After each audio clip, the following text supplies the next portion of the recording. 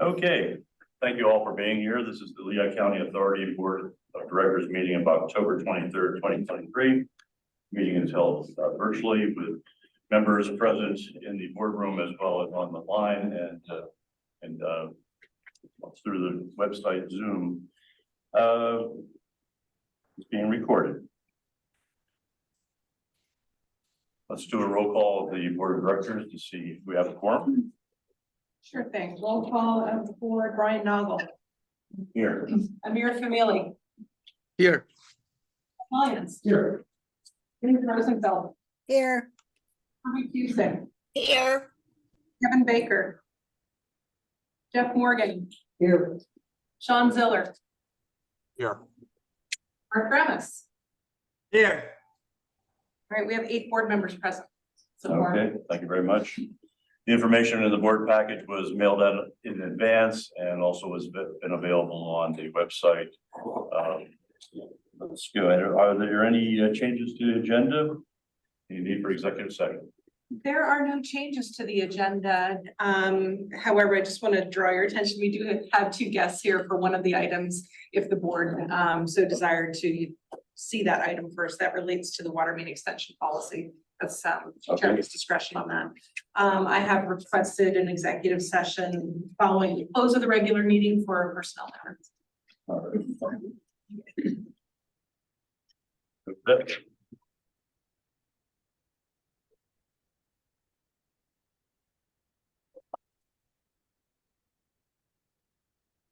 Okay, let's move then to the approval of the minutes from the October 9th, 2023 board meeting. Brian, for some reason, I did not get those minutes and I forgot to look online. So I have not checked the minutes. As a matter of fact, I did not get them either, so. Yeah, they weren't in the. I noticed that. Yeah. Yeah. So we can defer. We'll defer that.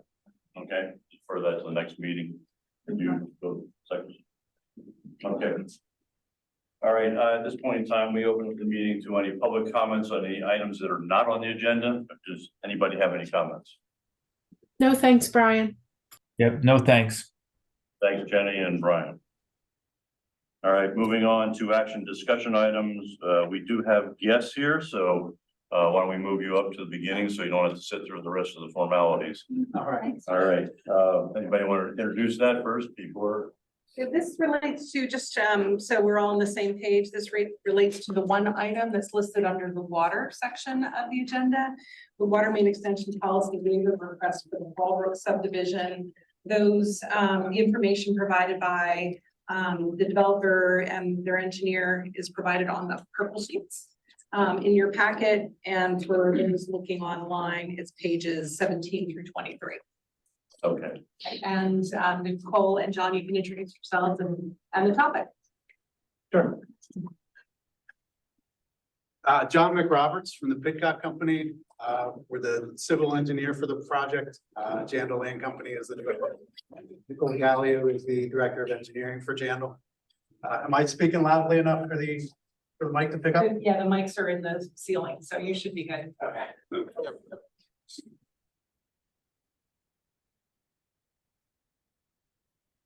It's for the folks on Zoom. We do have his posters electronically, so I'll put them on a screen share so folks can see Okay, them. do we want to move him and Easel up to here so that it can be picked up on the screen by everybody? He's going to probably be touching the screen for different locations. So is that okay? Whatever works for you. Those in the audience.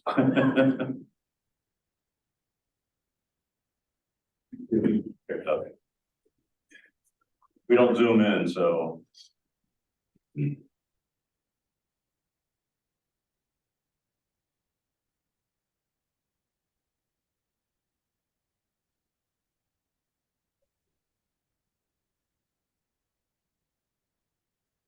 How's that work? For me. All right. So just to give a brief overview of the project. It's in Upper Macungie Township. It's a 100-acre site. We've got 90 residential lots. On approximately 60 acres of the site, approximately 40% gets reserved as open space. It's served by public water. We've got about 1.5 miles of public water extension. As we went through the design review process with LCA staff, they requested that some of the water lines be upsized and an extension put in place to serve future development. And that's the normal LCA policy, and we always follow that policy. There's some unique conditions for this site where we're requesting some slight deviations. The area on the plan that's highlighted in yellow, that's water line that was going to be installed in the development streets that will be installed. It'll be upsized from an 8-inch to a 12-inch. That'll provide capacity for future development potentially to the west. The location highlighted in blue is an extension. It's not necessary to serve any of the current development lots, but it meets the policy requirement to take the line to the edge of the property so that the LCA system could be extended to the west if that is ever needed.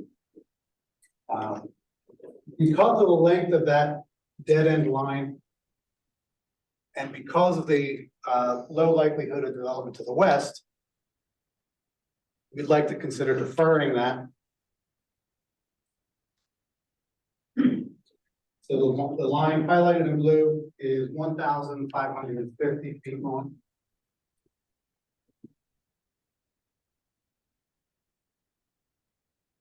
On the Upper Runji, from their comprehensive plan, we've got their future land use map. Highlighted in yellow is the development site that we're talking about. That's the Fallbrook residential subdivision. And what's shown in this heavy pink line is what Upper Macungie refers to as their urban growth boundary. That's also their Act 537 boundary. They have no intention of extending public sewer beyond that point. Without public sewer, the minimum lot size is 39,000 square feet. If public water were extended that far, the lot size only increases to, it's 1 acre lots without public sewer. With public sewer, it's 39,000 square feet. So water really has a marginal impact on the lot size. So we've discussed with the township, we've gotten written confirmation from their engineer. Development to the west of our project is highly unlikely. In light of that,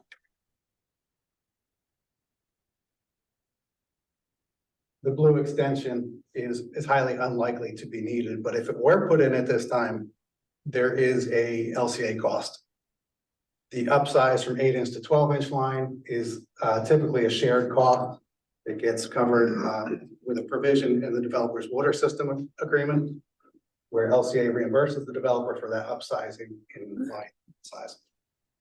So there's some direct construction cost reimbursement. And then there's ongoing maintenance cost, where this line would have to be flushed rather frequently because there is no, there's no user attached to that. So you'd have to empty that line. So we request that the entire line in blue be deferred. We've got easements on the plan. All the property rights are covered. Disclosed to any homeowners. There will be a disclosure statement so that if in the unlikely event that the water extension is needed, you have the rights to go in and put that line in the ground. So we're requesting to defer that. We're also requesting unique terms to the deferral. So rather than LCA reimburse the developer for the upsize and line cost, and then have the developer provide right back to you security for the future installation of the water line. We'd like to cover that in one step. LCA could hold the reimbursement amount until it's usually a 10-year period. At the end of that period, if the line is not needed, then you would reimburse the developer. Essentially, you would hold that fee as the security rather than money changing hands twice. And secondly, we'd like to reduce the amount of time from 10 years, which is the normal time frame, to 4 years, So that would coincide with the closeout of the development of this project. So when the developer is done building all their lots, they're ready to close out their project, they're ready to close out security with LCA. At that time, they could also close out the reimbursement, and it's not another item to be tracked for a long time. We feel that timeframe provides a reasonable look into the future, so the LCA could consider then if there is likelihood for further expansion to the west. Right now, the township believes and the developer believe that there's not plans for further development there. But the 4-year period would give us at least another look into the future. So essentially, we're requesting a deviation from the normal policy. I think staff was generally supportive. But their hands were tied. They are not able to make a decision of that weight, so they need the board to weigh in. Questions of the board? Is there a downside to this? Are you asking John or staff? Let's start with staff. Okay. So Chuck Volk and Amy Kunkel are prepared to respond to, I think, there's really three main asks as far as we understand it.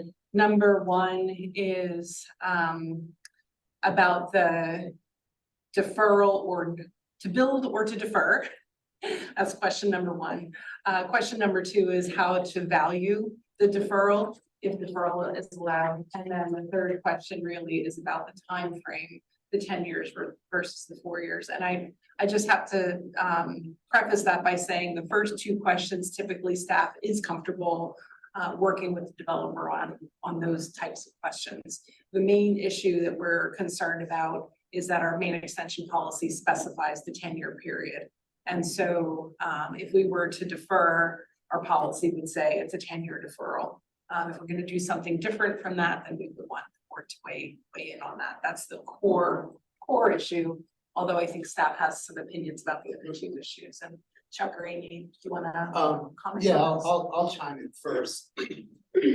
We can concur with a portion of this deferral, but not the entire length being requested.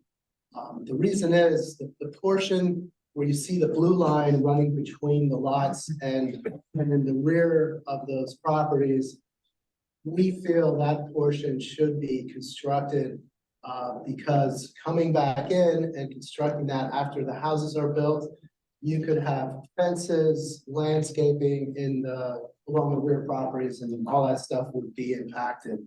So we feel that at minimum, that line should be constructed where Liesel's indicating with the cursor there. We can concur with from where the last lot is up to the extent of the tract boundary. That could be part of, the normal main extension policy where we do consider that for specific cases. Regarding the amount of security, we did run some internal calculations and we disagree with the figure provided by the developer's engineer just because of the state road.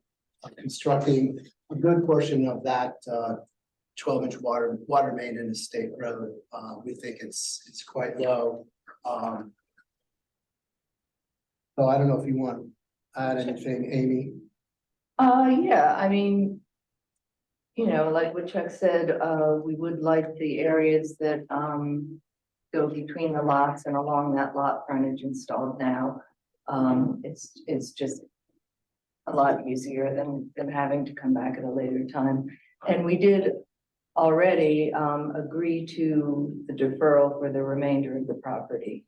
I'm not in favor of kind of holding the money and not giving them the upsizing. They're kind of two separate policies. The The upsizing of the water main, we would pay for at the time of construction.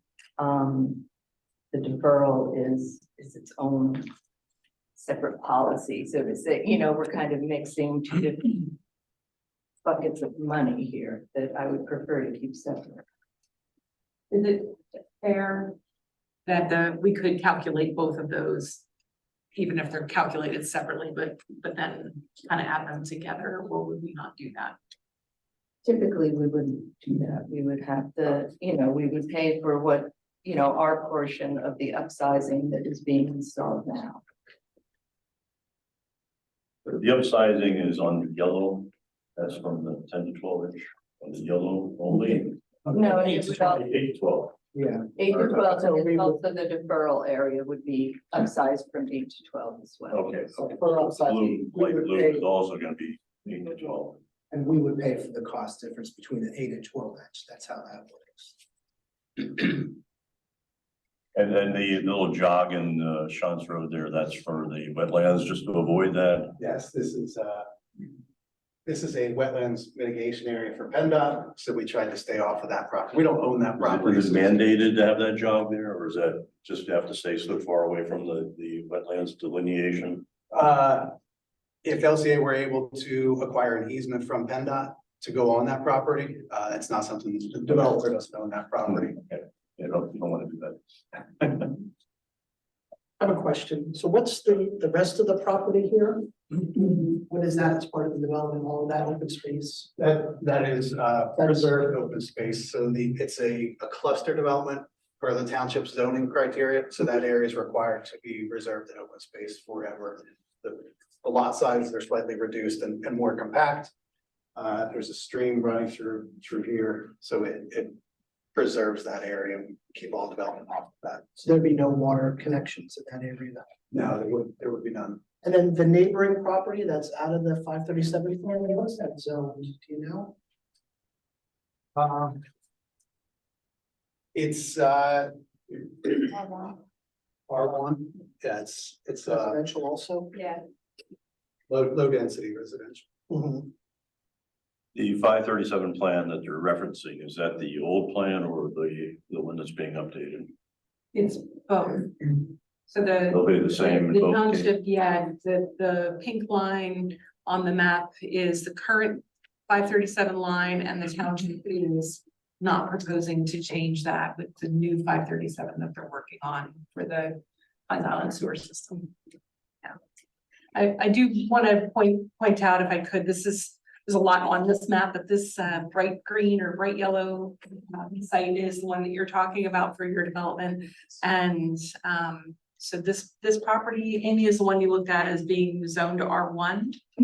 That one and the one to the left of it, that's all the same owner. I just, you know, just from the topo maps, it looks like open space at this point. And then the one even farther to the, yeah, that one.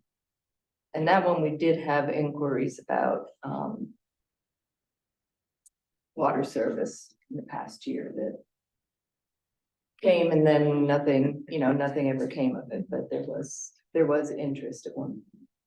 The township doesn't have any plans to expand to that area, but a developer can just decide to do that on their own.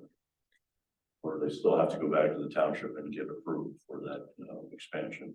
Obviously, they would have to, but would anything prevent them from doing that since it is already zone R1? Expansion of the water or the sewer? Another development on the other side of the road, basically. Oh, I think it's a question, they could do a planning module, couldn't they? the 537 plan, unfortunately, with the Klein's Island being under extreme scrutiny, they aren't expanding where they can offer service to. That's for the sewer service. sewer Yeah, service, for yeah. water extension. For a water extension to these lots that are outside the 537 lines, that would just be a process with the township, and it would be on lot for sewer. And that's 1 acre size. It's 1 acre. If on lot sewer and on lot well. Yep. It's 39,000 if you extend the public water system. So even if there were a development there, we think it would be unlikely that they would incur the cost of bringing any significant water line extension. Just for that additional 4,000 square feet per lot. Sean has. Okay, so Sean, go ahead. Yeah, so thank you for that information, the presentation. So just so I'm clear, and I kind of desensitized down to what's really at question here. So we talked about the 3 points of really this waiver request. So as it exists now, those 3 tentpoles, the deferment does not coincide with existing LCA policy. Do I have that correctly? If we were to approve those deferments? The deferral is allowable under the policy. It's a kind of authority discretion. Staff has agreed to deferrals in the past. So the deferral itself is not really, it's part of the policy. It's allowed under the terms of the policy. Staff is saying they would prefer to see part of the line put in because of the impact to the properties, but essentially a deferral is something that's allowed in the policy. It's the time duration of the deferral that is specified in the policy is 10 years, and the folks here are asking for that to be shortened to 4 years. But then the 4-year period is to coincide with the complete outbuilding of the properties that are in there. Yes. And as far as the both brought up the what are the specific values there, and we're certainly negotiable as far, we're not fixed on what we think the values are. It's certainly something that we would typically work out with staff, and we're certainly willing to work out what the actual values are. There's just some timing issues in an agreement of sale.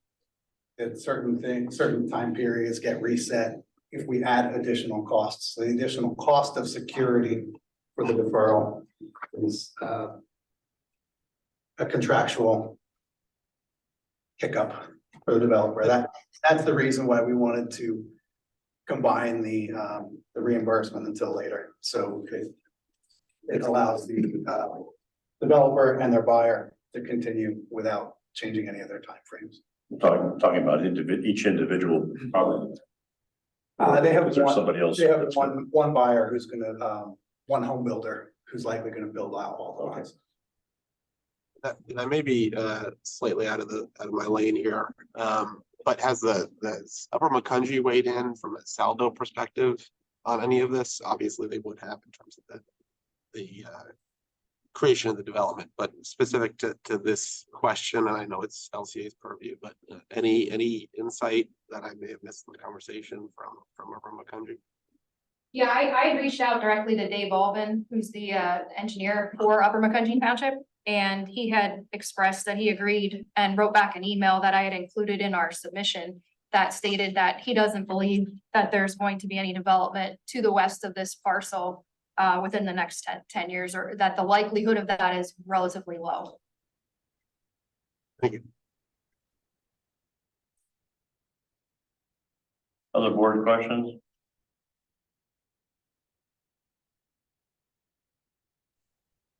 I read in here that the one of the issues with a dead lake like that is having to flush periodically. Is there a way of capping both ends so that it doesn't have to be flushed, doesn't have to be filled? What we did reach out to operations about the dead end. They don't see that as a problem. That's part of the regular preventative maintenance. There would be a blow off or hydrant put at the end of the dead end, and that would allow operations to periodically flush it as part of their ongoing preventative maintenance. We do have other dead ends in our systems.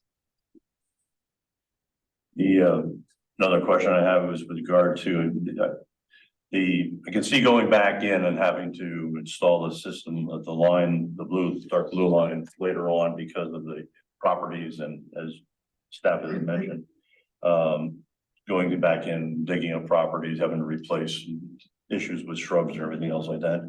What about the section along the actual Shantz Road? Is there a similar concern about working along the back edge of those properties, and that you couldn't just terminate it, or reaches this Shaw's Road and not worry about going along Shaw's Road? I would be in favor of that. Like, if we're gonna do anything, I think it should definitely be built between the houses. Yeah. All the way out, for sure. But if we were gonna change anything, that would be as far as I would go. So one is the entire dark blue line, the other is what is recommended by staff to terminate at the property, the personal properties. And the other is to terminate that at Shaw's Road. You understand where we're at?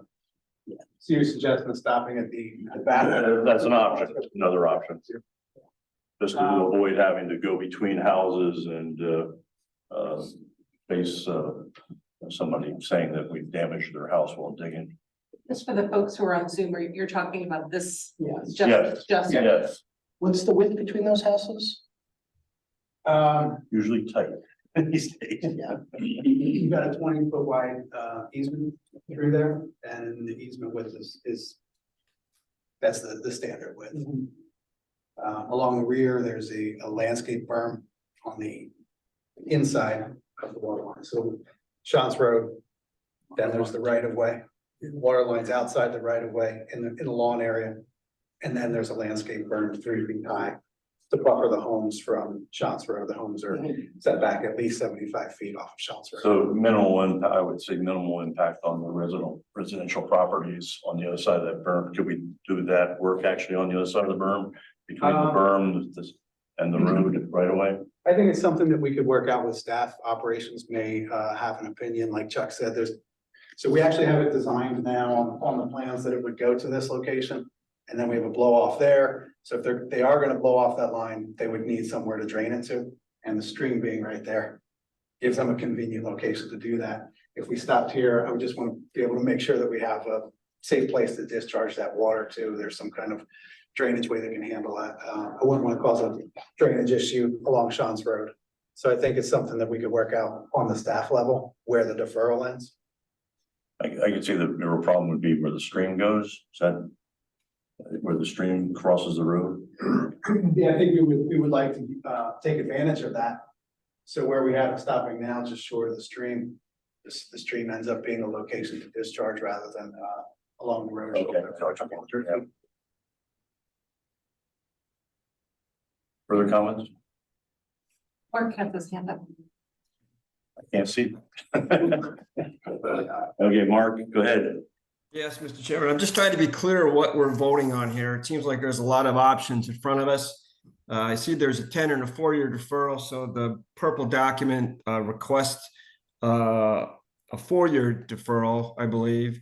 But the main thing that I'm concerned about right now, of course, the 12-inch increase size, that's also approved. But the amount of line we're looking at in the blue line that we're talking about, the staff recommends we do partial of that and not all of it.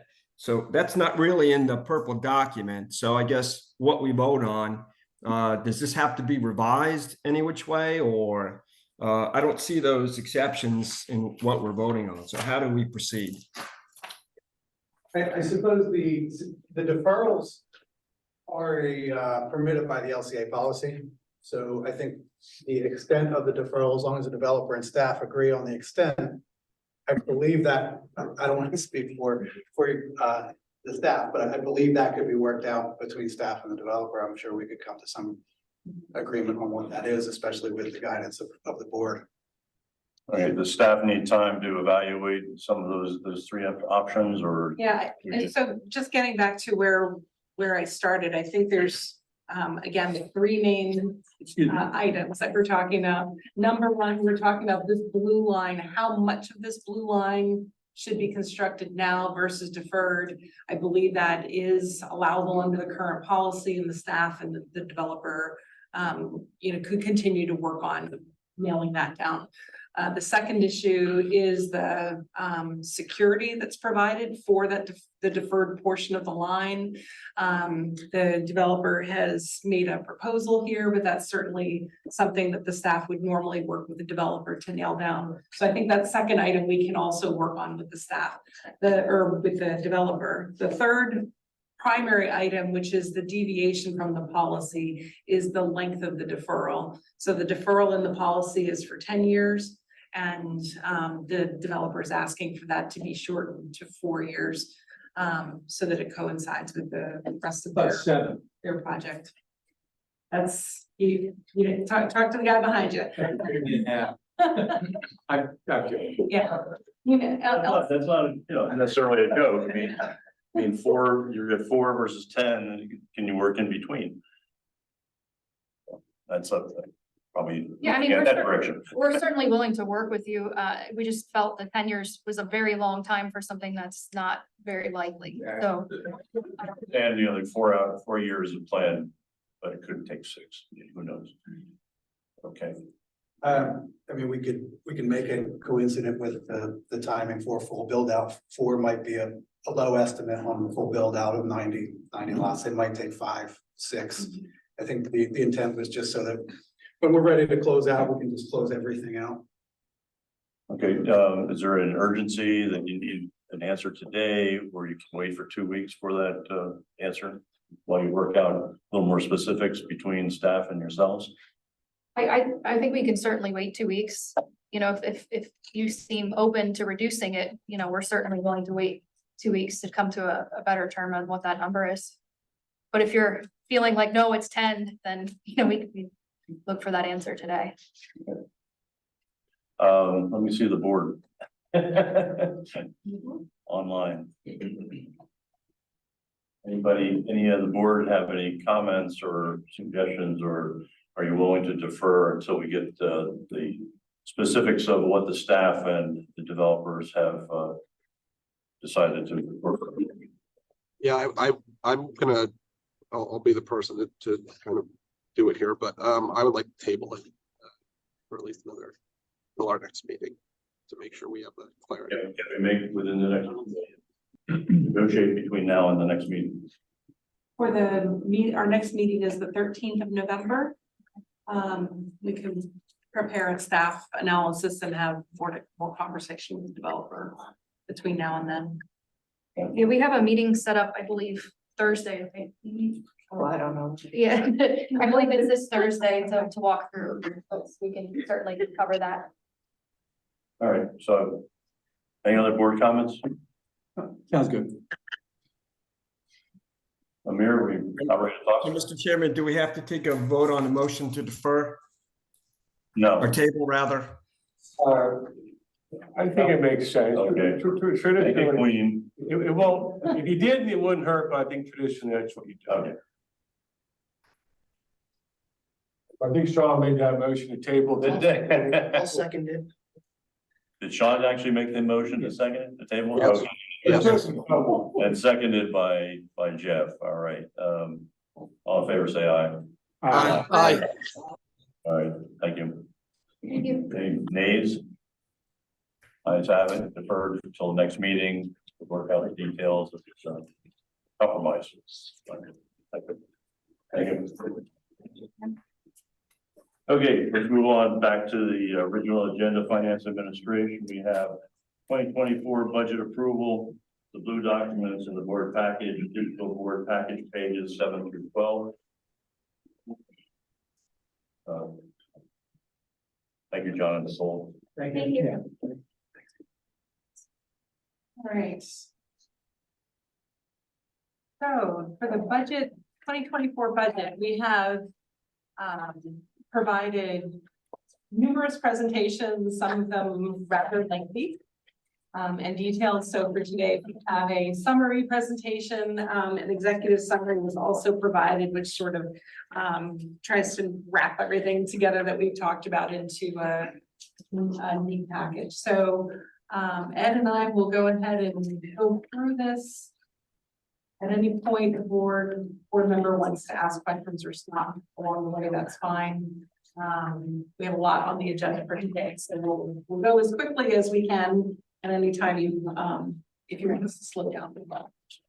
So for the 2024 budget, today we are seeking approval following final review. And for context, the staff began this process in June And so quite a few months ago, started working on pulling numbers together and ideas together for strategy items. We reviewed with the board on September 11th, the major assumptions included in the budget, gave some preliminary figures on September 18th. Came back on October 9th with final draft numbers as well as a rate proposal that's included with the budget. And so today we're seeking final budget approval. There are no changes to the numbers in terms of what you have seen previously. And then at the next meeting in November, we will be asking for approval of the rates that are impacted. The rate effective date will be January 1st. So in terms of some of the key highlights, we did speak about all of these a couple of times, so I won't go through them in any detail. This is just to highlight that we did a pretty detailed review of strategic objectives that are included in our strategic plan and rolling into our budget for 2024 in these key areas. In a little more detail, we went through this in some of our prior conversations about staff additions and also some consulting services that we've included in the 2024 budget to help us with these strategic initiatives, calling out things like our emergency response plan, safety and training aspects, employee engagement, and then some staff additions in some key areas. The key staff additions that we talked about previously, we're talking about 7 new positions included in the budget. A planning engineer related to our project load that's coming for our sewer capacity program. Also a lead program or compliance program manager to help us with the lead service line program and other aspects of compliance. 2 maintenance technicians in our suburban division. A new field inspector for the development and construction activity, customer service representative. And then tentatively budgeted for a solicitor position, staff position, and that could change depending on results of a search for external solicitor. We also included budget for an internship program, so 6 interns to come in various parts of the organization. We have started working on the shape of that internship program and excited to roll that forward. At the last meeting, we reviewed in more detail rates for the various divisions, city division seeing an increase of about 11.6%, and suburban water only seeing an increase of about 4%. Suburban wastewater rates for the retailer or direct customers, no change there, although we will be doing a rate analysis during 2024 for that. And then the signatory and Boston beer rates are part of the calculation that's included with the contracts. I have the screen up just so you can see that the rates are already posted on our website and allowing for public comment to be provided through the end of the year before they go into effect January 1. I share this graph with you every year, update it every year to show how LCA's rates for water and sewer stack up to other communities across the Lehigh Valley. And speaking with Mike Gall before the meeting, he thought it was important to note, and I agree, that what I'm showing with the yellow lines are LCA's 2024 proposed rates, where the blue lines are other communities, the current 2023 rates. So some of these blue lines might actually increase as well, because every community is doing rate increases and budgets right at the same time. So as you can see with the yellow lines, we have some communities where water and sewer service is among the lowest utility in in this continuum. We have some that are more in the middle, and then 1 or 2 that are at the higher end. And then we have these 2 blue bars at the end. I think it's always important to show where the private for-profit utility rates are. We do have 2 communities in Lehigh Valley that have service from those providers and where their rates are, which is significantly higher. So overall, I think we're providing reasonable rates and excellent service. For customers who have the need for this. This is really not about the budget, just a commercial break to say that we do have some opportunities for support for customers who are having difficulty with their water and sewer bill. We're actively talking with customers about the homeowners assistance fund, the low income household water assistance program.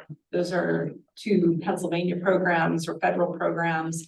And then we have LCA's programs, our hardship grant program. We offer payment plans and do try to do as much as we can with customer education and support. So all of that information is available in English and Spanish on our website. I believe it's shown here. So if you have someone that you know that's struggling with their water or sewer bill, certainly would encourage them to take a look at this website. Ed, you want to go through the numbers quickly? Yeah, we'll take a stab at real. Prompts with my arrows. I forgot to take those off. That's okay, they're worthwhile. Yeah, so without going through all the numbers line by line, just a couple of things. It's $109 million operating and non-operating income. Significance for me personally is back when I started in 2015, we were in the neighborhood of 70. So that's a big jump upward. So you're away, huh? Yeah, I remember some of the early days. In terms of the capital budget, obviously 51 million is probably the highest amount I've seen in total over the tenure that I've been here. What I like is we're still going to get more than 50% of it coming from operating reserves and cash. We will have to borrow $21 million, and why I feel a little bit comfortable about that coming in, listening to the news and finding out that the 10-year bond rate has now hit 5.0%, and nobody ever expected that. So it's going to get more costly to borrow, and that's some concern going ahead. But we've done a lot of things over the years to take a lot of money out of current rates, and that's starting to pay off for us. In terms of the cash flow days on hand, I like the fact that we've got more than 180 days across all the funds. Sorry. That's all right. I have all these arrows and circles flying in. So I'm comfortable with the fact that we've got that metric taken care of. We are covered in case there's some surprises out there, and we try to stay ahead of all the surprises to begin with. So that's kind of the big hitting items for the budget. You know, I'll take questions or concerns or.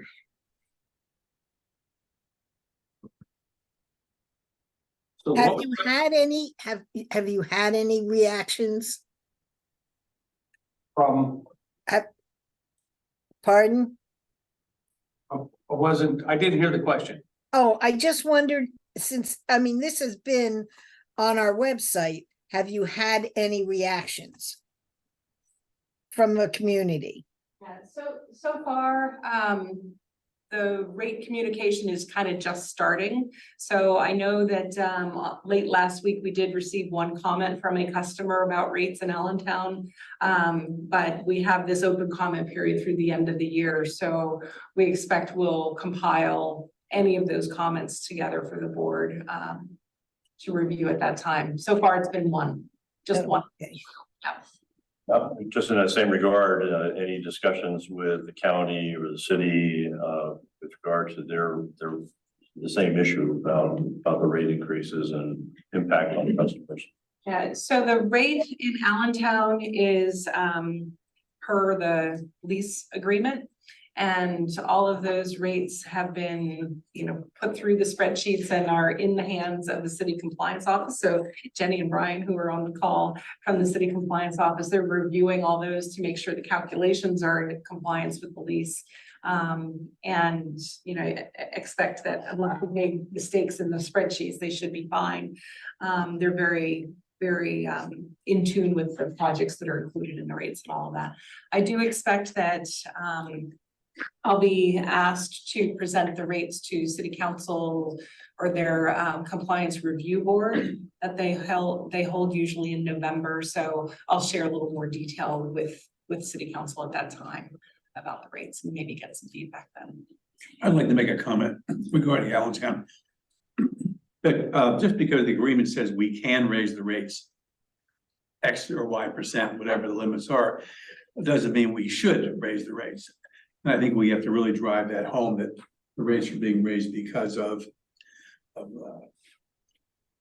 needs that need to be done, pay now or pay later, as opposed to just saying, well, the agreement says, therefore we do it. I think that's as a resident of Allentown, I'd rather hear the argument being made that way than, well, the agreement allows us to raise the rate. Thank you. I agree with Ted. Yeah, and I'll just add, I mean, I know we're getting to the ultimately to the point where we potentially vote on the budget here, but I just want to again thank the LCA team. I think for somebody who's been through budget reviews in other capacities, but this is my first time with LCA. I can't thank the staff enough how thorough this was. A lot of the questions, Liesl, you were always very responsive to my emails, and I know we have some difficult decisions here, but you made it easy to understand what we're looking at and kind of look at the picture ahead. So I just want to reiterate, and I'm sure I share similar sentiments as other board members. Thank you, Tom. Thank you.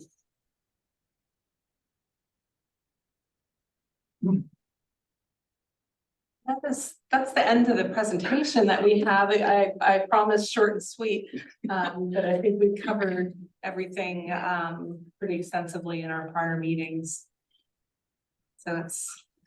Having heard this for multiple times, and now it's time to make the decision. So let's have a motion in a second on approval of the proposed 2024 budget as presented. Make a motion. Second, All right, we'll give this to Mark and to Linda. Mark, the motion, and Linda seconded, even though Ted jumped in as well, so, but we'll do it that way. All right, motion made and seconded for approval of 2024 budget as presented. And are there any questions?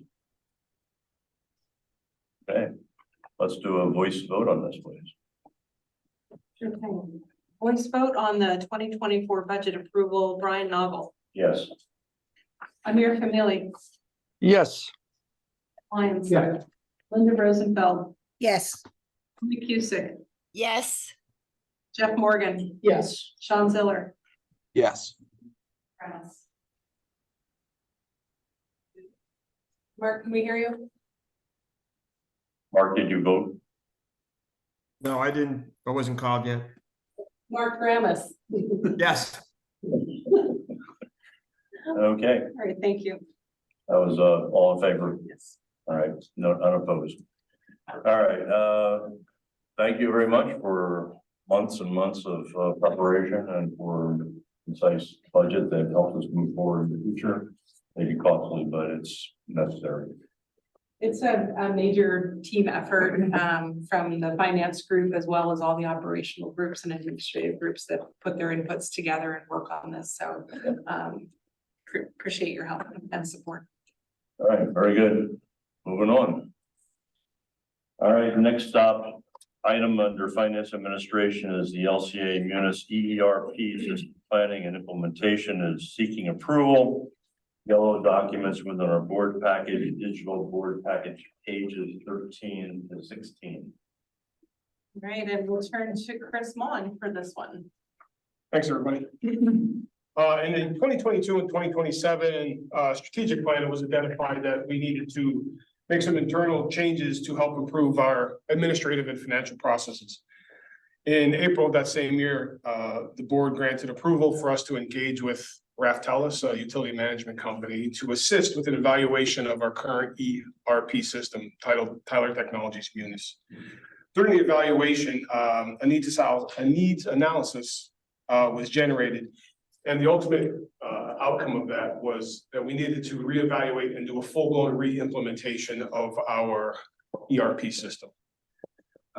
In September of the same year, 2022, the board granted authorization to Raftellus again to move forward with assisting LCA internal staff with the planning tasks and doing an overall evaluation of our current state and moving forward.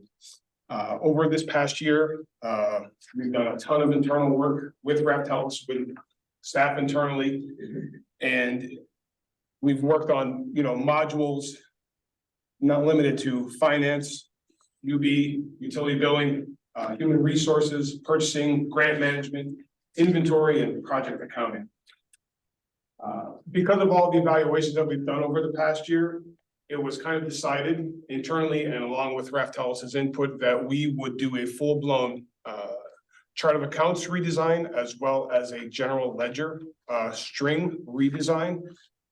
This will help us ultimately improve our real-time reporting, and Ed and Todd and team can give more information about that type of stuff. But ultimately, it gives us a more accurate, more simplified, more real-time view and aligns with the internal reporting tools built into the new EERP.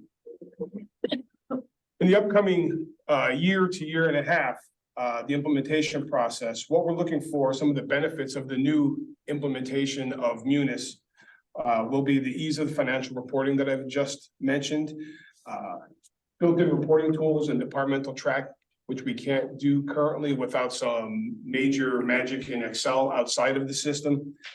We'll be able to do a better job of employee management with inside the human capital module, including recruiting, hiring, onboarding, benefit management.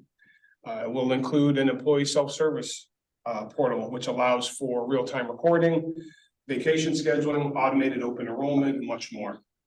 Our purchasing and inventory workflows will get a good boost with some automation built in for automatic routing and approvals through certain pieces and purchases.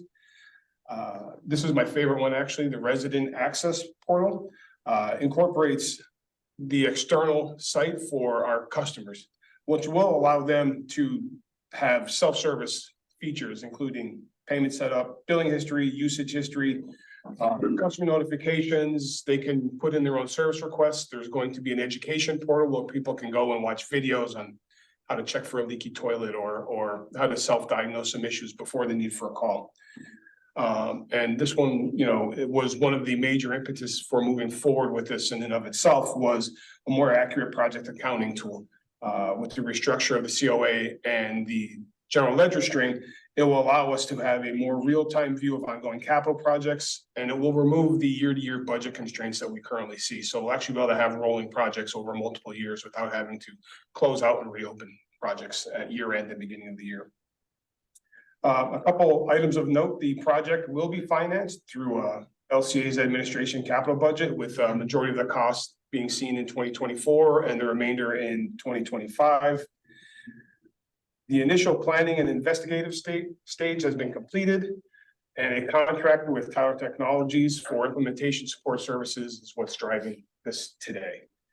Tyler Tech will have the standard professional services, attend kickoff meetings, help design the project plan, assist with implementation training, and provide technical support post rollout. So what I'm asking for today is a capital project authorization for a total of $905,000 with a professional service agreement with Tyler Technologies for $595,620, as well as staff time of $200,000 and a contingency amount for $110,000. Questions by the board? I have a question. So this is all completely foreign to me. So can you just give a practical example of, how this is going to make life easier, time, spent more efficiently? Just something like doing bills, doing, monthly reports, just what I assume this is the whole backbone of the financial system, right? So, I mean, ultimately, you know how they say when you strip a house down, you go out to the frame. With the restructure of the COA, the chart of accounts and the GL, we're actually digging a new hole in the ground. We are starting from absolute scratch. So I think one of the biggest benefits that the board will see is capital project reporting. We continually try to report on time, on budget for you guys. And we struggle because the way the current GL string is set up, it does not allow for the project accounting module to be used in its fullest. Once we get the GL string and the chart of accounts set up properly, they'll mesh together and we'll be allowed to actually we'll be able to provide real on time, on budget accounting for all of our capital projects. With the upcoming expected spend of $50 million-ish, we kind of see that as a high priority. I could talk about this for probably the next 2.5 hours. Like I had mentioned during my speech, Jeff, it's for me where I sit, the resident access module is huge. Any resident that has an account with us can go in, they can see current billing, they can see spend over time, they can see if they're having increased usages, they can set up alerts, we can communicate better through our system with the customers. What's not mentioned, and it's probably more of an IT thing, is that this will now be a hosted system. So it will be hosted in a secure cloud environment. So that provides us with extra failover, right? If we lose power here to the building or a meteor hits this building, it's irrelevant. We'll still be able to service our customers as needed. So. How real time would the information for the customers be? Is that today or last month's report? Or? So it will be only as accurate as the meter reads that we do currently. I know we've talked historically about AMI projects, which would allow for real-time meter reading. In the future, if those projects do come to fruition, you would see hour-to-hour usage based on the system itself. As it stands now, we do monthly readings on a quarterly basis. So, you know, your usage would be tracked in that same fashion. But the hope is in the future that we can do a really large AMI project to allow real-time usage for the customers. Amir, you have a question? Sure. Chris, gone through the SAP implementation, which I don't want to remember that, but you guys recognize that there is a lot of resources required for implementation and training and so on and so forth for the new system. Is the cost that you're proposing, what does it cover and what it doesn't cover? So if you'll notice in the requested authorization, the staff time and the contingency cost is substantially greater than would normally be seen, Amir. We've worked with Tyler Technologies now for the last 10-ish years and have a really good reputation. They have a fairly good reputation with us, and we're confident that everything included in their professional service agreement of $600,000 will cover all of the training and support up to and including that point. The $200,000 is more towards the amount of internal time that we'll need to invest in making sure that all the modules are set up correctly, that we put the time into the thought processes and actually evaluate the processes that we hope to upgrade. And the contingency, you know, it's just that, it's a contingency in case that $200,000 isn't enough, or if there's additional time needed or a change order from the actual Tyler Tech side, that should cover that as well. So that's why we kind of beef those up a little bit just in case. So just a follow-up question. Do you foresee additional resources needed to support this? Because you're expanding the modules, you know, you were breaking off for me, you know, HR and so on and so forth. Do you need extra resources to support those new modules in the long term as we go forward? So honestly, Amir, I'd probably go the opposite of that and hope that the new implementation of modules like HR, project accounting would allow our existing internal staff to be a little bit more efficient, get out of the spreadsheets more and have a more single system for them to do all of their work in. Thank you, Chris. Is there an annual cost beyond the implementation for the support of the license? Yes, sir. Currently, we spend just under $90,000 a year for licensing, and this does increase to about $154,000 a year. That includes licensing, hosting services, backup, and the security. Always there. Yeah. And we talked a lot about the shortcomings of the existing system and the amount of effort that gets put into it to get accurate information out. How far are we going to go? We're going to go to 100% of what we should be doing electronically, or we're still going to have to do a lot of spreadsheets or some degree. The intent is to move as far away from spreadsheets as possible. Part of the implementation package is the customization of reporting for Ed's team and the UB team, the utility billing team. So if there are special reports that Todd, Ed, or Linda do regularly, we can work with the Munis team to try to get those built into Munis himself. So they call it push of a button. It is, if anything is ever push of a button. But the intent is ultimately to get away from all of that external reporting, or as much as possible. So it's really the question of, we have come back again with the request for more expansion of the system, or is we basically using it out? Call from 28.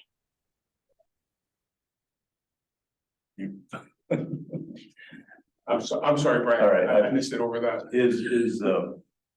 I forgot what I'm saying. To the system. Really expand the system. Oh, go ahead. So you were talking about expanding the usage of this to further projects. Are you going to come back at some later date and ask for more money to expand the system to its full capabilities? Do you see that as a possibility or likelihood? So the only expansion beyond what we're doing would be the addition of newer modules that we may not have visibility to yet. So currently, what we have access to and what we're intending on implementing would be the full robustness of the Tyler technology environment today. Okay, thank you. You had a comment to make? No, I'm good. I think Chris covered it. I have a question. As I look at the request for proposal here, I see staff $200,000.00. I see contingency of $110,000.00. I see Tyler Technologies at $595,620. How in the world do they come up with such a fine number? And is that a reimbursable or is that a fixed price? You want help on that? Yeah. I don't necessarily understand the Yeah, reimbursement. so the Tyler Technologies contract has specific hours and rates listed Yes. for the services that they're gonna provide, and they're gonna bill us based on actual hours. Thank you. The staff and I know contingencies is that. more. Yeah, so they will, it's a cost plus type of contract with a, well, I presume a cap unless we get a change order. Yeah, this is the cap. Thank you. Sorry. Chris, Yes, sir. Chris, this is Amir. I just want to thank you. I know that we started this project for, project accounting, but I really want to, commend you for looking at the different module, HR, and so on and so forth, and really streamlining some of the work that we're doing. And just want to thank you for your effort. Oh, thank you, Amir, but I'm just a cog in the wheel here. There's a whole team of people working on it. Sound excited about it. Oh, I love this. Okay, we have before us, anything further, anybody, comments, questions, or? Okay, we have before us LCA Munis ERP, Tyler EERP. System Planning and Implementation Project, the capital project authorization to Munis Tyler EERP reimplementation project for a total capital project authorization of $905,620. That includes a professional service authorization to Tyler Technologies implementation support services, contract of $595,620. I hear a motion in a second. So moved. Give this one to Mark and then Linda second. Did I get upset? Okay, motion made and seconded. Any questions? All in favor, say aye. Aye. Aye. Opposed? Ayes have it. Thank you very much. We're looking forward to seeing this thing operate. It could take a while, I understand. Okay. All right, done with finance administration, done with water, into wastewater, suburban division, Lehigh, Western Lehigh manhole rehabilitation project. Phase 4, seeking approval of green documents within our board package, digital board packet pages 24 to 26. 28, sorry, 24 to 28. Okay, thank you, Brian. Jason Peters is here with Capital Works. He is going to present this project, which is the fourth annual project to basically flood-proof and stabilize manholes along our Western Lehigh intersection. I'll let Jason get into the details. Thanks, Chuck. Thank you, board, for having me here this afternoon. As Chuck alluded, this is phase 4 or year 4 of the project. We previously conducted three years of this work already previously in the past, rehabilitating manholes out on the Western Lehigh interceptor, as it's an important endeavor to get into to reduce infiltration and inflow in the Western Lehigh system and prevent sanitary sewer overflows. Over this past year, myself and our consultant, Keystone Consulting Engineers, walked the entire system from Fogelsville all the way down to Park Pump Station in Allentown to look over externally the manholes in our system. So we walked past a little over 500 manholes out on the system. We came up with a report, Keystone did, and ran that through our internal staff here and came up with a project of approximately 160 manholes to go ahead and rehabilitate. Part of that rehabilitation, we found frames and covers that were loose, so parging had fallen off, that would allow, inflow and infiltration to come in heavily from rainwater, creek inundation, the flooding events that occur. So the project itself is going to be to set new frames and covers, composite frames and covers, to provide a little extra safety for our operators out in the field when they're handling some of these large frames, but also to make them watertight even in a flooding condition. So the actual frames themselves have a gasket and sealed to the top of the chimney. Then the actual lid itself is sealed tight and bolted down to the frame itself. So when the system is impacted by these rising storms and creek elevations coming up, we're hopefully going to stay as watertight as we can. So we actually put the project out on the street for bid, and we received 5 competitive bids, with Sherman Excavating being the lowest responsible bidder.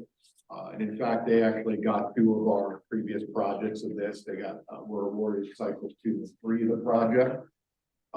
So following that, I mean, they provided a really good price. They provided really good expertise out in the field, putting the stuff in the ground and making the project work in regards to that. Also, from a financial standpoint, the budget for this is coming out of the LCA Suburban Division, but also a $200,000 contribution from the local share account grant that LCA was awarded, okay? So we ended up going out and through the CoStars program from Pennsylvania, we solicited some prices for just the materials. And we recommend that the board go ahead and approve for the purchase of the materials themselves, the frames and covers on. Okay. Also, we're looking for professional service authorization for construction phase services to Keystone Consulting Engineers for our inspection.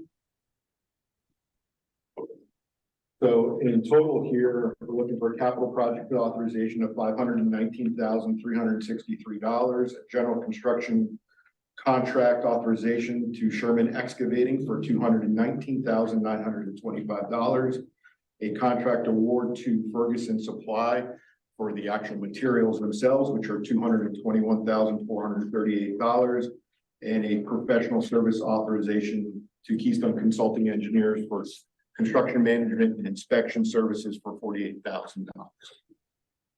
Anybody have any questions that I can answer? More questions? I have a question. Sure. I've asked this before, and I've gotten the answer and I've forgotten it, so I'll ask it again. When we go ahead and buy materials directly, we're doing in this case here from Ferguson, and turn them over to the contractor for installation, is there ever a hitch, a breakdown in responsibility that what we purchased and what is precisely needed for the installation? There's a breakdown there. Whereas if the contractor would include those materials, it's on their ticket. Ever an issue like that? No, I think, you know, as far as a handling standpoint, Well, not handling, it's just that we're breaking up the responsibility. We're buying the materials. Someone else is going to install the materials. If there was a snafu someplace in the purchase, the contractor is going to say, hey, not my problem, it's your problem. I'm just curious how smooth we are in coordinating those types of shared so responsibility. we've done some larger scale purchases like this for obviously the pipe we've done. Yeah. Last year we did it, prior to you, being on the board, we did it back in 2016, we did another large one like that. We've never run into one of those snafus. You know, with our takeoffs with these projects, we're really accurate with our material account, make sure we're purchasing enough materials to have on hand for the contractor. And make sure that those stuff is on hand at the supply house, or make it a responsibility for the contractor as soon as he gets awarded the contract to go get the materials from the supply house and put those in his hands, so to speak, to get ready for the project. Thank you. And no problem, Ted. So just a quick question. So the frames and covers are essentially they're fiberglass, a composite, A composite resin material, almost rubberized coated on the outside. and obviously they're much lighter than this traditional iron. So Very. cost wise, how do they compare to the traditional frames and covers? As far as Just in general ballpark, are they cheaper, about the same, a little more expensive? about the same price. Okay. Slightly a little bit more expensive, but Much not easier to handle. way easier to handle, less possibilities of an operator having his hands in there and breaking fingers. Also, when, you know, a lot of these structures, the manholes themselves are 2 to 3 feet above ground, trying to handle 110-pound lid, the rest of it to get on there, it's not a good thing. They're probably 30-inch covers or something, right? Yes. Yeah. Okay. Other board questions? I have one, when you did the field inspections, it was just an external review, so you don't know what's inside of the actual manhole. During the installation, if you find some problems, I guess that'll be additional work on the internals of the manhole. Yes, that is correct. We did only an external inspection during the construction process. When we do pop off the frame and cover, if we see something out of ordinary that needs repair, we'll get onto that. Contract includes such language, or somebody from our representation be there to make sure that they just don't put the new one on and Yes, that's what Keystone is there for. that is correct. And I'm out periodically as well, and or operators if need be. You need to count on some separate eyes to identify problems that might be internal. So we don't just proceed and button it up and walk away. We actually had an incident of that last year. We took care of it that very day. We actually found out the cone of the manhole was actually separated, allowing for some I&I to come in. We took corrective action immediately to stop that in the manhole itself. Okay, all right, thank you. No problem, Brian. Any other questions? Okay, we have before us a capital project authorization, Suburban Division, Western Lehigh Interceptor Manhole Rehabilitation Project. Phase 4 for total construction phase cost of $519,363. And which includes contract award to Sherman Excavating for $219,925. And contract award for the frames and covers and material procurement to purchase and supply for $221,438. And a professional service authorization, construction phase service with Keystone Consulting Engineers to watch the field work for $40,000. Need a motion, a second. I'll make that motion, Mr. Chairman. I'll Motion. second. Norma, second. Mark and Norma. All right, any questions? All in favor, say aye. Aye. Ayes have it. Thank you. Thank you, Brian. All right. Next. We have under wastewater, Suburban Division, Park Pump Station Phase 2 upgrade. Seeking approval, it's the pink documents in our board package. Digital board packet pages, they're 29 to 32.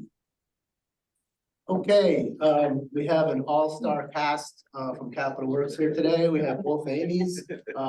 Amy Kunkel is going to first present this project, which is a rebid of the general contract for, if you recall, the generator project. That was originally 2 contracts. That was over a year ago, and we did not get a single GC contract bid because of the long lead time for the generator. Bidders were apprehensive to provide prices, not knowing what the market was going to do to price of diesel fuel, the price of concrete, that sort of thing. So we rebid the project, and Amy's gonna tell you about the results of that for the general contract. Okay, so, like Chuck said, we decided rather than rebidding it right after the initial bid, to wait until we had a more firmer date for when the generator was gonna be delivered and then back into a rebid date. So, generator scheduled to arrive in mid-March next year. So we went ahead and did the rebid, this fall, September. This time we got 3 bidders for the project, the lowest bidder being Alberell Electric, who is the contractor that was awarded the electrical contract for this job. So his price was significantly lower than the others. I feel that a lot of that has to do with the fact that he is the contractor for the electrical, and there's savings primarily, I would say, on coordination between the 2 contractors, mobilization, things like that. This bid was for $294,000. General contract is smaller. Usually the general contract is the bigger portion of it. In this case, the electrical contract is the big ticket part of it. The general contractor is going to be constructing the pad for the generator and the retaining wall around it that we need to have. And installing the temporary fuel tank for our existing generator. The location of the new generator is going where the fuel tank for the old generator is. So we have to remove that and have temporary fuel while we build the pad and everything to install the new generator.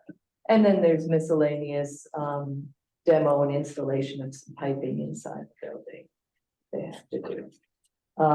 So we're making the recommendation that the award be made to Alberell Electric for $294,308.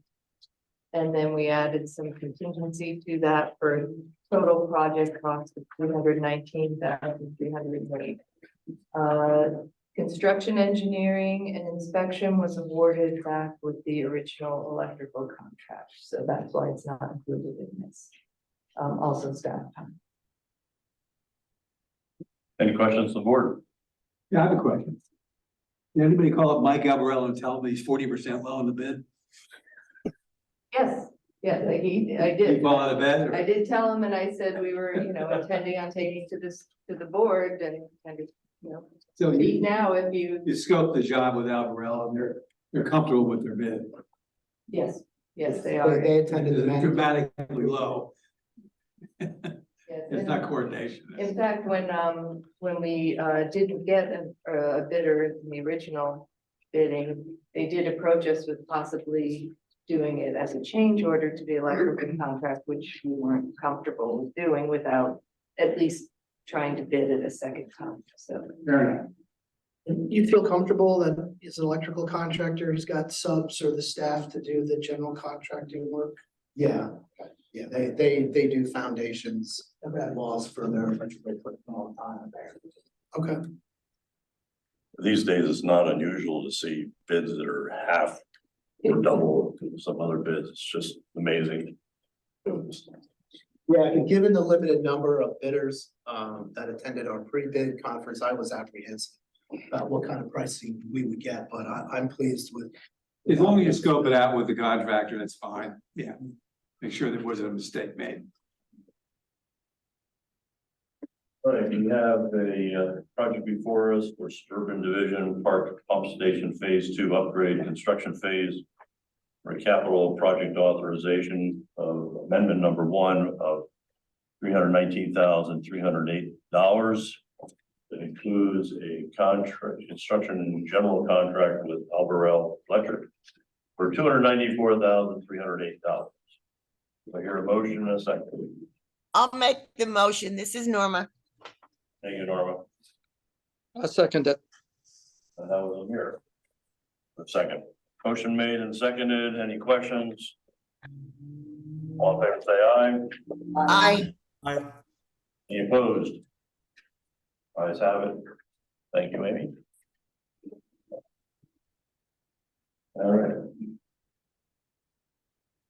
Final item for action discussion, Allentown Division. Klein's Island wastewater treatment plant 2023 to 2024 architectural and structural upgrades. Seeking approval. It's the salmon documents in our board package and digital board packet pages 33 to 38. Okay, lastly, from Capital Works today on the agenda is, it's an annual project we do at the water filtration plant and Klein's Island wastewater plant. We typically call them indenture projects.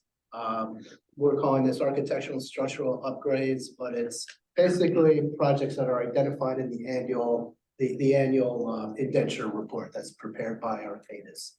So this one covers till the end of 2024, and Amy's going to get into the nuts and bolts of this project for Klein's Island.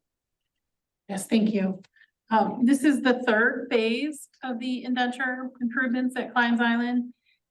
It's mainly structural repairs to the plastic median trickling filter and the primary settling tanks, as well as some new piping to upsize the effluent flushing water within the primary pump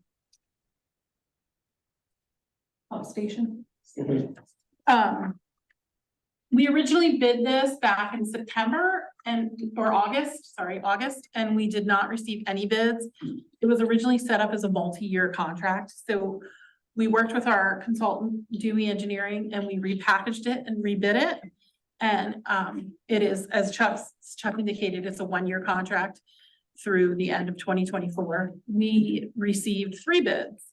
And as you can see, the bids ranged in price significantly, but the low bidder, Mar Allen Concrete Products, Inc., they were on par with what our engineer's estimate was. So we're confident that that's a good number. This is their bread and butter, concrete repair. So this is what they do. This is what they know best. They have not done a lot of work for LCA. They're currently under contract for the water filtration plant, but the work that they have done there has been excellent. No complaints. They've done a lot of work. Dewey has a lot of experience with them at Del Cora. So, they have a proven record, even though they haven't done a lot with LCA.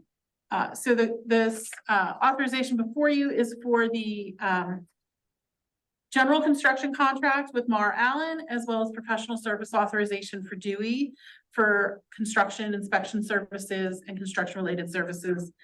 So the Mar Allen contract is $299,290, and Dewey Engineering is $16,900 for a total of $336,190. Do you have any questions?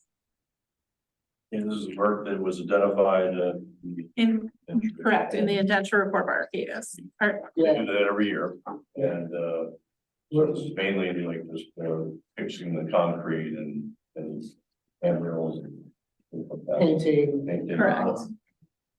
Brick, like repointing. We are catching up on the backlog there. These projects, I'm hoping will get smaller as years go by. Good. All right. Any questions? Okay, we have before us Allentown Division, Klein's Island wastewater treatment plant 2023 to 2024 architectural and structural upgrades, project construction phase, and enter stuff. That includes, let's see, the capital project authorization, construction phase of $336,190. And includes a professional service authorization to Dewey Engineering for $16,900 and a general contract award to Moore Allen Concrete Products for $299,290. Do I hear a motion and a second? I'll make the motion. This is Norma.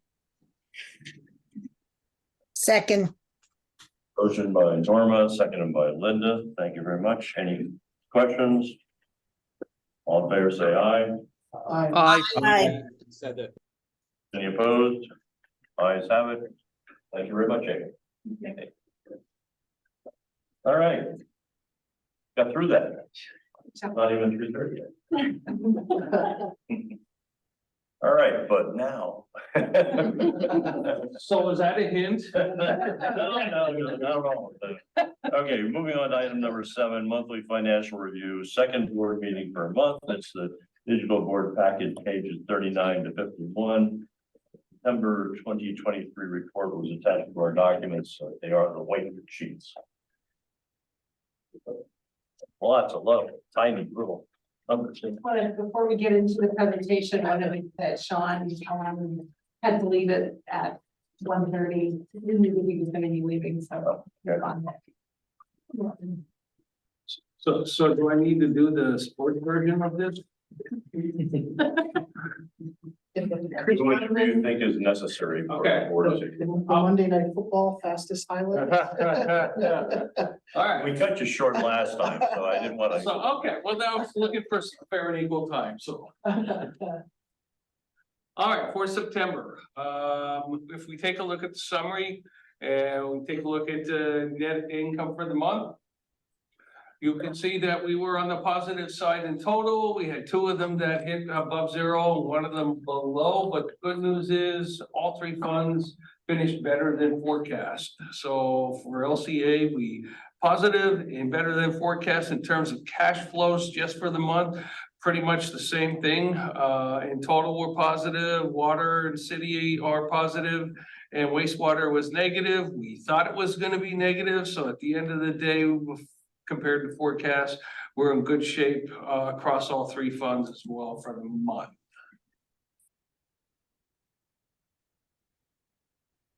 Did I get too far? We've got 2 of them there. Sorry. I don't know how to make this bar go away. Sorry about that. So on a year-to-date basis, on the income side, positive, negative, positive by a big amount, altogether $16.8 million of net income. Against the forecast of 11.3, we're favorable across all 3 funds by $5.5 million. Cash flows all above 0 and all better than forecast. We bettered forecast by $5.1 million as well.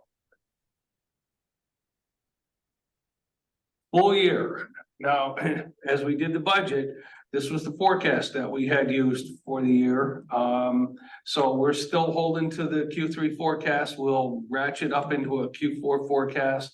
But I guess the good news is we said we would hit 6.5 in total and that we'd be unfavorable on the wastewater side, as we talked about the $2.some million shortfall in budget. And on the city side, we're coming down a little bit. We're that 444 is the lower, not as unfavorable as we were when we first started the budget. So now all of this kind of changes as we go into Q4. And I guess the good news is you look at the cash flow, we're all positive, we're better than budget.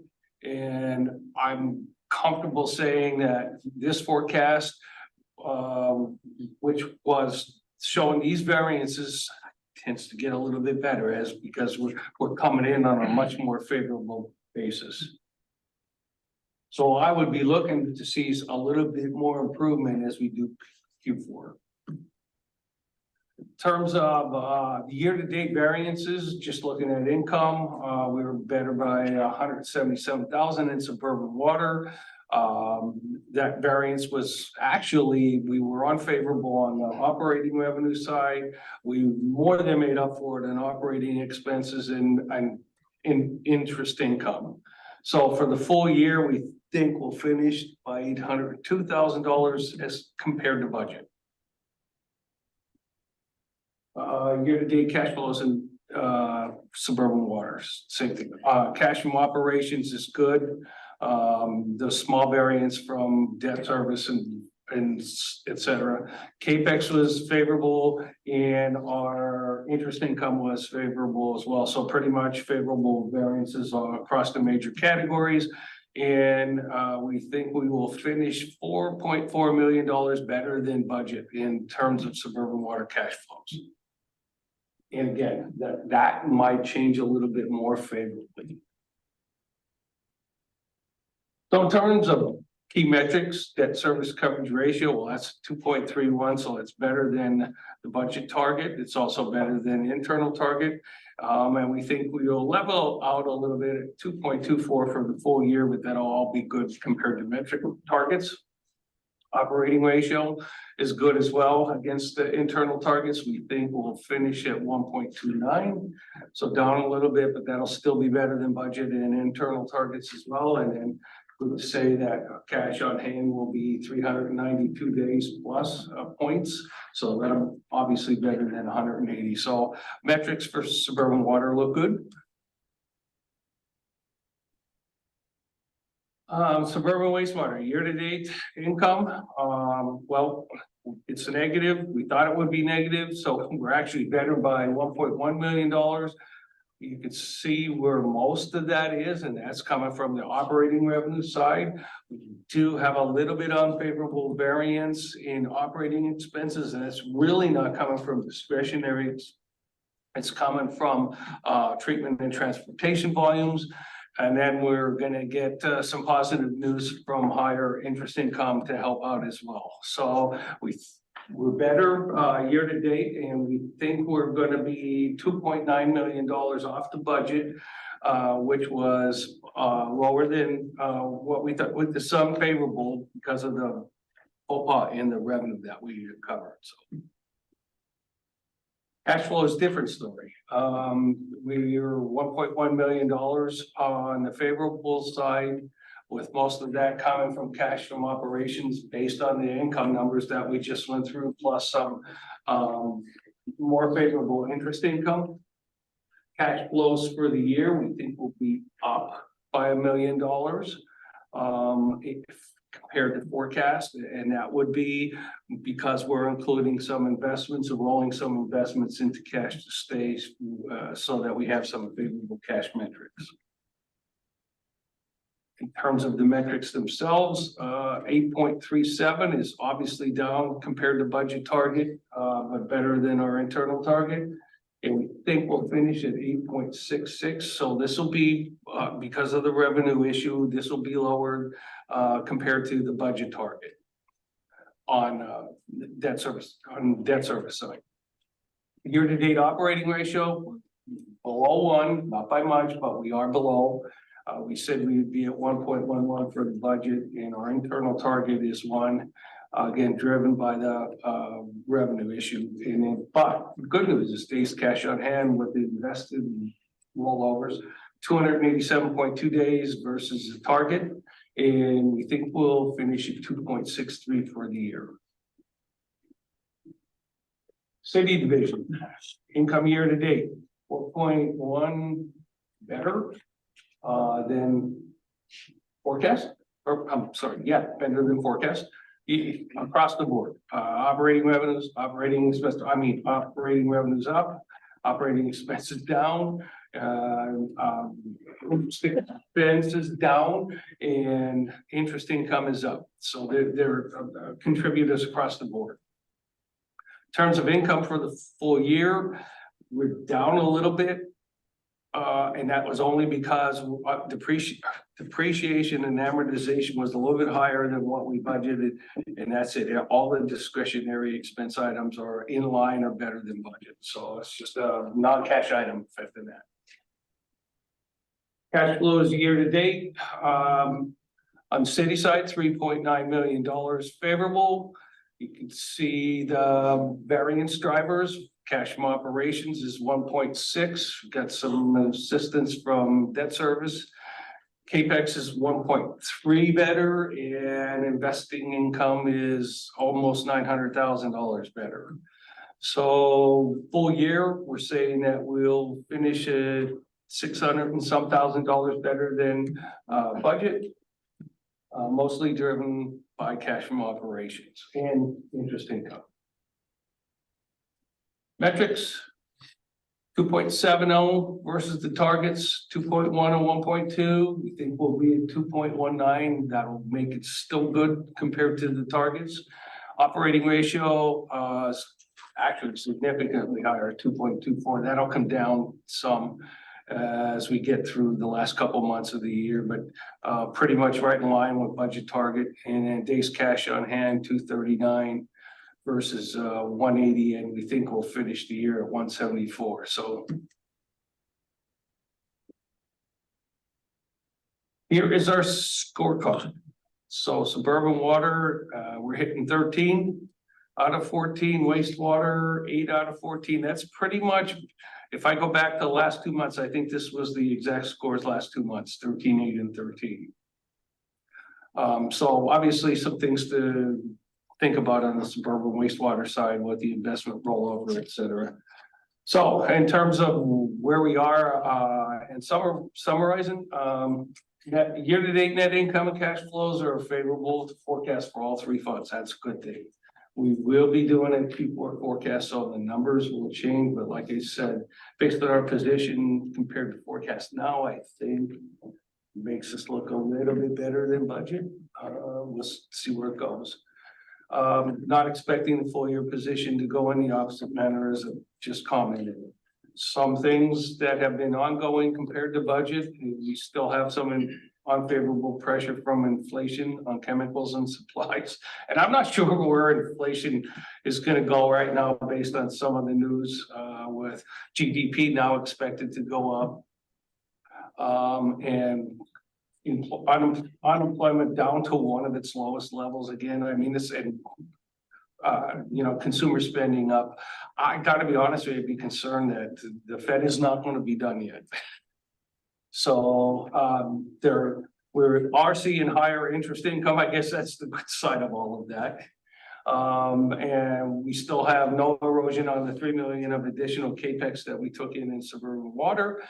In suburban wastewater, well, we talked about the overstated budget issue that was fixed for this budget, and so we'll hold the matured investments to compensate.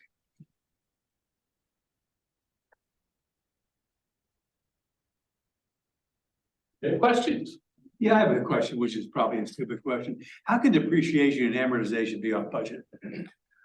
When you're doing the budget, we're probably 4 or 5 months ahead of the year end. And on the city side, it gets complex because some of it, due to the fact that we don't own all the assets, means that we can't capitalize as much as we thought, or in some cases more than we thought. So it's a pretty elusive number at the end of the year, particularly in the city because of that. Thank you. Sure. Other board questions? Yeah, thank you for your report. All right. Moving on now on our agenda is item number 8, monthly system operations overview, second board meeting. Digital work back in pages 52 to 53, the September 2023 report is going to be discussed. All right, thank you. In front of you, you have the September 2023 operations report. As you can see, the water production and wastewater treatment has not really varied much throughout this month for the year. We did receive 4.03 inches of rain, which puts us back on track to what we normally see in a year. We also did receive word on Friday that the drought watch for Lehigh County has been lifted. So that's always great news to hear when you're in the water business. There were no NOVs received, no sanitary sewer overflows. We did have 2 main breaks, one in the Allentown division and one in the suburban division. The one in the suburban division did result in a boil water advisory. There was a main break which it was fixed, but the boil water advisory lasted from 9/25 to 9/27. This was after we collected total coliform samples and received good results. We had 2 injury accidents in September. One was a shoulder incident while turning a valve. And the second incident was a contusion to the knee, which was struck on a trailer. And we also had 1 emergency declaration.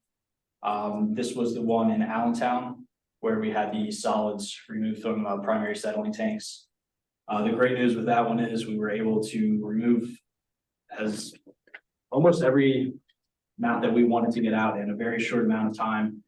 Total was about 7 to 9 days. We were able to meet all of our parameters for our NEPTIS permit compliance, which was our main goal, and we were able to accomplish that. Moving on to the next page. Overall, we had a very good compliance month. We did have 2 permit exceedances in Sand Spring, and then the boil water advisory in the Central Division. But other than that, everything went very well. Anything? I just want to make a comment to the board about format on the report. Oh, yes. Or if you want to share the changes that were made. Sure. So we are updating the operations report to sort of cover a little bit more in depth any injury reports or safety incidents that occurred. So you should expect to see that in the next board report in November. That was gonna be my question. Figured that was. It wasn't me, Amir was gonna jump. Okay, all right, so next month we'll see a different format Yes. with safety being risen to the top of the, It's likely gonna be an entire new page. all right, Should cover hopefully everything that you're looking for, and if not, we'll make adjustments as needed. all right, great. Thank you. Any other board questions? Okay, thank you very much. Thanks, Andrew. All right, we move to item number 9, staff comments. I have nothing additional. Listener comments? No comments. Public comments on any items whatsoever. No, thank you, Brian. No comment, thanks. Hey, Jenny and Brian, thank you for being here. Anybody else? Board comments? I want to say thank you for the board, for the staff having done a great job in presentations and getting through the agenda quickly and helping us understand what you're asking for. All right, at this time, we're going to adjourn this meeting. We're going to move into an executive session in 5 minutes, 10 minutes before 2. The information was provided for the next Zoom meeting in an email from Lehigh. So you should all have that. If you don't, let me know right now. Otherwise, see you in 5 minutes. Thank you. Thanks, everyone.